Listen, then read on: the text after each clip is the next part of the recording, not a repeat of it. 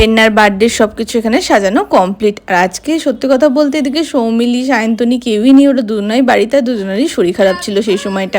তো আজকে আমাকে রিম্পা, তিশা, মিষ্টি, অনহিতা প্রচুর হেল্প করেছে।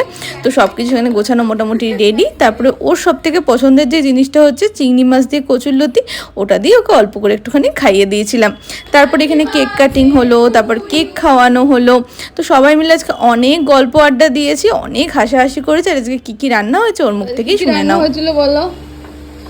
ভাজা ভুজো গুলো সব খাওয়া হয়ে গিয়েছে। বেগুন ভাজা ছিল, পটল ভাজা ছিল, কুমড়ো ভাজা ছিল, কচুরলতি ভাজা ছিল, ফুলকপি ভাজা ছিল, ডাল, পাবদা মাছের ঝাল, রুই পোস্ত, চিংড়ির মালাইকারি, চিকেন, চাটনি, পোলাও, স্যালাড, মিষ্টি। আচ্ছা, ওটা কিন্তু চিংড়ি পোলাও। হ্যাঁ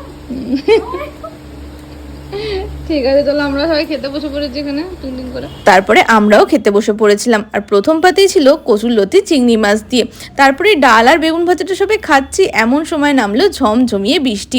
কোনো মতে দরজা জানলাটা বন্ধ করে এসে বসেই পাবদা মাছ দিয়ে খেলাম।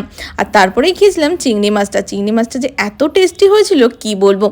সবে তোমার পোলাও আর চিকেনটা দিয়ে খাবো, এমন সময় মিষ্টি আবার ভাগ বসিয়ে দিয়েছে, যেন ভিডিওটা একটুখানি গন্ডগোল হয়ে গেছিলো। বলতেই আবার টুমটুম করে হাতটা সরিয়ে নিয়েছে। লাস্ট পাতে ছিল চাটনি। দেখা হচ্ছে তোমাদের সাথে আবার নেক্সট ব্লগে। টাটা।